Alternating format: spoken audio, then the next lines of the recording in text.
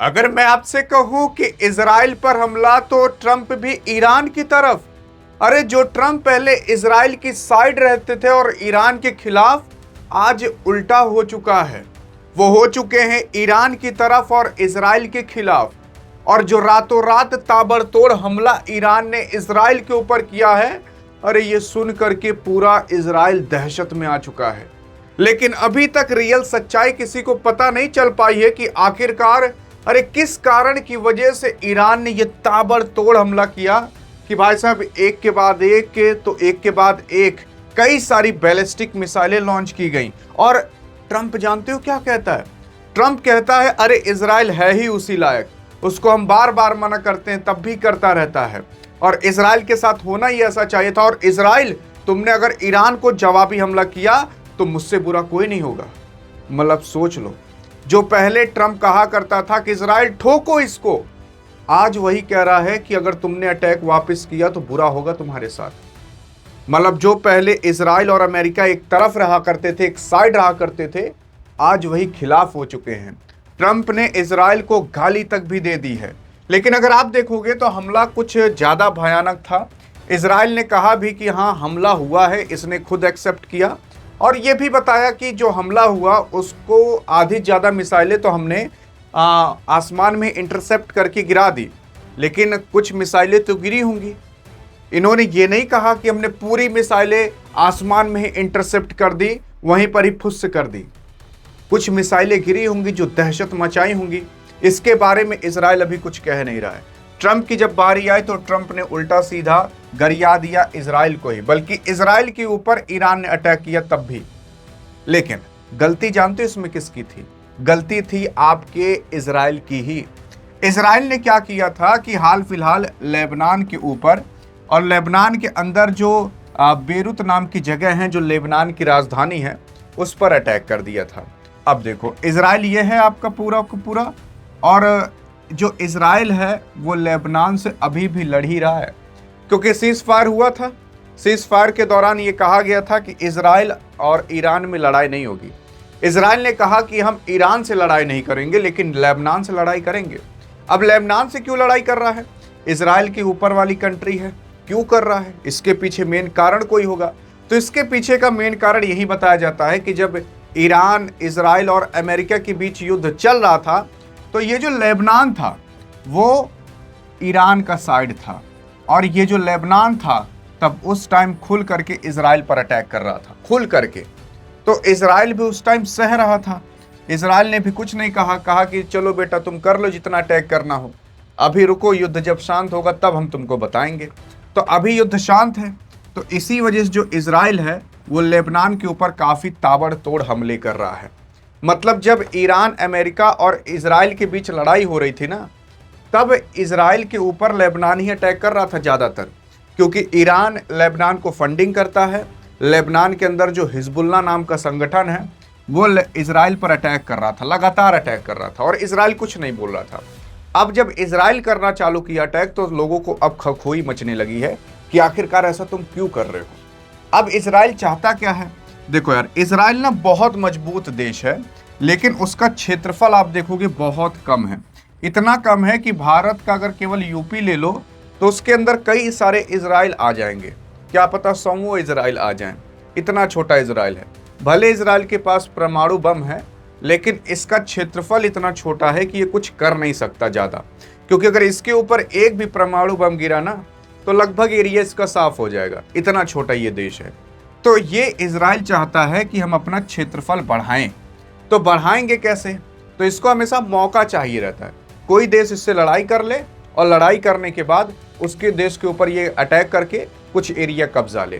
तो हाल फिलहाल अभी लेबनान ने झूठे इनसे अटैक कर लिया था, लड़ाई कर ली थी इजराइल से, बल्कि इजराइल और ईरान में लड़ाई हो रही थी।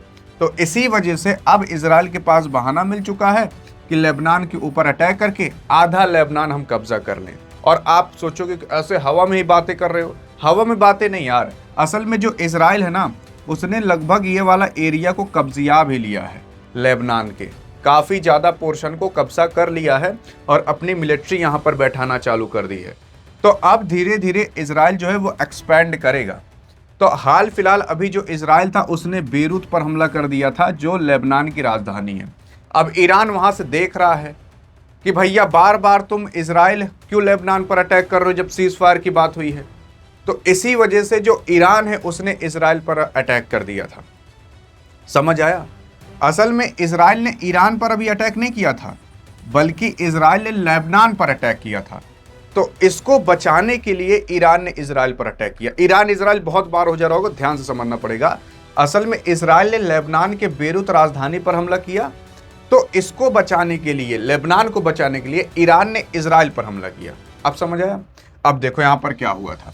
असल में हमले का कारण जो मैंने आपको बताया कि भैया पहले इजराइल ने लेबनान पर हमला किया, लेबनान को बचाने के लिए ईरान ने इजराइल पर हमला किया। अब लेबनान को बचा क्यों रहा है ईरान? अरे इसलिए बचा रहा है क्योंकि युद्ध के समय पर लेबनान ने ही सबसे ज्यादा मदद की थी ईरान की। तो इसलिए बचा रहा है क्योंकि युद्ध के दौरान लेबनान ने ही सबसे ज्यादा मदद की थी ईरान की और इजराइल के खिलाफ लड़ा था। तो बचाने के लिए ईरान तो आएगा ही। इसी वजह से अभी थोड़ी मुठभेड़ हुई है। तो मैं आपको बताने की यही कोशिश कर रहा हूँ, यह कार्रवाई इजराइल द्वारा लेबनान की राजधानी बेरूत पर किए गए हवाई हमले के जवाब में की गई है, जिसमें ईरान ने लाल रेखा पार करना बताया है। फिर उसके बाद अगर आप देखोगे हमले का समय, ईरान के इस्लामिक रेवोल्यूशन गार्ड जो कॉप्स है यानी कि IRGC ने रात लगभग 10 बजे ये हमला किया था। अल जजीरा की रिपोर्ट है ये। और यहाँ पर मिसाइलें दागी गई थी, कही जा रही कि बैलिस्टिक मिसाइल्स, खतरनाक मिसाइलें दागी गई थी। फिर इसका प्रभाव अगर देखोगे, इन हमलों के कारण जो यरूशलेम, हाइफा और जो कैशरिया जैसे इलाके हैं वहाँ पर काफ़ी तगड़ा सायरन और काफ़ी तगड़ा यहाँ पर अफरा तफरी मचते हुए दिखाई दिया था। क्योंकि जब लोगों को पता चला कि भैया मिसाइल आ रही हैं तो वो लोग भागना चालू किए, वहाँ पर सायरन बचा। लेकिन अब भागेंगी कहाँ पर? पता लगा जहाँ पर भाग रहे वहीं पर ही जाकर मिसाइल गिर गई। घर पर होते क्या पता बचे रहते। लेकिन तब भी अफरा तफरी के चक्कर में लोग इधर उधर आते चलते चले जाते हैं। तो मेन ये हुआ था। फिर उसके बाद अगर आप देखोगे तो खुद देख सकते हो, फिर ट्रंप की इस पर कार्रवाई भी आई। ट्रंप ने कुछ कहा भी। ट्रंप ने यहाँ पर यह कहा कि इजराइल के पास कोई भी विकल्प नहीं होगा, फैसले में मैं लेता हूँ, सारे फैसले मैं ही लेता हूँ, नेतन्याहू फैसला नहीं लेता। ईरान के हमले से किसी समझौते पर कोई असर नहीं पड़ेगा। आगे क्या होता है ये देखेंगे, लेकिन इजराइल पर हुआ जो मिसाइल हमला ज़्यादा असरदार नहीं रहे। ये ऐसा विवाद है जो बहुत लंबे समय से चलता चला आ रहा है। अगर इतिहास के हिसाब से देखें तो करीब 3000 साल, और अगर मौजूदा दौर की दुश्मनी को देखें तो लगभग 47 साल से। तो ये ट्रंप पता नहीं कहाँ का जिक्र कर रहे हैं, लेकिन कर रहे हैं और ये कह रहे हैं कि भैया फैसले मैं लेता हूँ, इजराइल नहीं लेता। तो जब ये हमला हुआ ना, तो उसके बाद इजराइल जवाबी हमला ईरान पर जरूर करता, लेकिन तब तक ट्रंप का आ चुका था बयान, और ट्रंप ने कहा कि भैया इजराइल तुम अटैक नहीं करोगे ईरान पर, भले तुम्हारे ऊपर उसने अटैक कर दिया। तो नेतन्याहू मान भी गए, कहे ठीक है जनाब, आप जैसा कहिए हम वैसा ही करेंगे, हम अटैक नहीं करेंगे। लेकिन अगर अटैक कर देते तो ये युद्ध वापस से काफ़ी तगड़ा चल सकता था। अब ट्रंप ऐसा क्यों कह रहे हैं कि तुम अटैक मत करो? आपने देखा होगा पिछले ही हफ्ते ट्रंप ने जो नेतन्याहू उनको गरिया उड़िया दिया था, उल्टा सीधा बोल दिया था। गरियाया इसलिए था कि जो बीच बीच में युद्ध ये चालू कर देते हैं, खोदाबंसी कर देते हैं। असल में ट्रंप कुछ करने की सोच रहे हैं, नेतन्याहू उसमें युद्ध चालू करके अड़चंगा डाल देते हैं। अब ट्रंप करने की क्या कोशिश कर रहे होंगे? देखो ट्रंप का भी मेन उद्देश्य क्या है कि भैया अटैक करके ख़त्म कर देना ईरान को।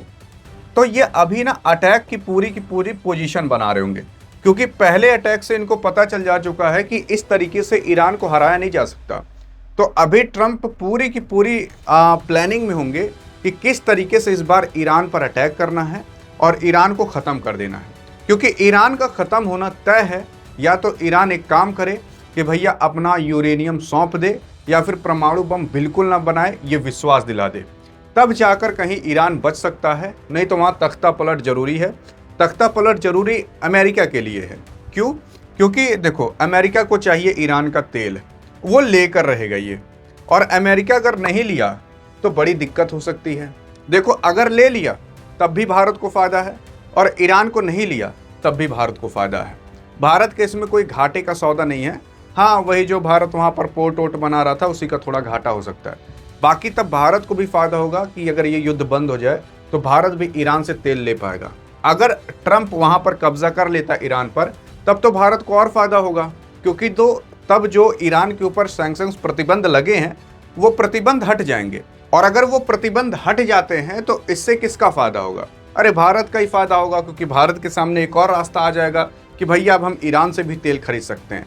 और अगर ट्रंप नहीं कब्जा किया ईरान पर तो क्या प्रतिबंध हटाएगा? नहीं हटाएगा। तब भी मतलब तब भारत तब वापस ईरान से तेल नहीं ले पाएगा। और अगर ईरान से तेल ले पाता भारत तो बहुत सस्ता तेल होता भारत के अंदर। तो आई थिंक आप समझ चुके होंगे किस वजह से ये कब्जा करेगा तो किस वजह से ईरान पर कब्जा नहीं करेगा। वैसे तो आधे से ज़्यादा ईरान को तोड़ दिया जा चुका है। अब बस ईरान अपने आप को बचाने के लिए लड़ रहा है, जीतने के लिए नहीं लड़ रहा है, क्योंकि उसको भी पता है कि हम जीत नहीं सकते। और अगर ईरान का साथ चाइना और रूस ना दिए होते तो वाकई में अब तक ईरान ख़त्म हो चुका होता। यही सच्चाई है। बाकी आपको क्या लगता है कि ईरान को कब तक अमेरिका ख़त्म कर देगा? अब ये मत कहिएगा करे ईरान को अभी तक नहीं ख़त्म कर पाया। इस बार जो अटैक होगा, जो ट्रंप प्लान कर रहा होगा या जो अमेरिकन सेना प्लान कर रही होगी, वो बहुत तगड़ा ही कुछ होगा। या फिर कुछ नहीं होगा लेकिन सब कुछ हो चुका रहेगा। जैसे कि मेन लीडर को उठवा लिया जाए, या अचानक गायब हो जाएं, या अचानक सब इस्तीफा दे दें, तो कुछ ऐसा भी हो सकता है। या मेन लीडर के फैमिली को ही उठवा लिया जाए, तो ऐसा भी कुछ हो सकता है, ताकि डरा धमका कर वहाँ तख्ता पलट कराकर ट्रंप अपने हिसाब से अपनी कोई सरकार वहाँ पर रखवा सके जो ट्रंप के कहने पर चले। जैसे वेनेजुएला के अंदर हुआ, वेनेजुएला के राष्ट्रपति को उठवा कर मादुरो को वहाँ पर जो उपराष्ट्रपति थे उसको राष्ट्रपति बना दिया। अब वो उपराष्ट्रपति ट्रंप के हिसाब से पूरा काम कर रही है। वैसे क्या पता ईरान के अंदर हो, बिना मार काट के सब कुछ हो जाए। बाकी अब आप बताइएगा कि आपके हिसाब से क्या होगा, लेकिन जो कुछ हुआ उसके बारे में हमने आपको विश्लेषण दे दिया। बाकी हाँ, अधिक जानकारी चाहिए तो डिस्क्रिप्शन व्हाट्सएप चैनल का भी लिंक है, नहीं तो इस वीडियो में तो मिलेंगे। तब तक लिए जय हिंद, जय भारत।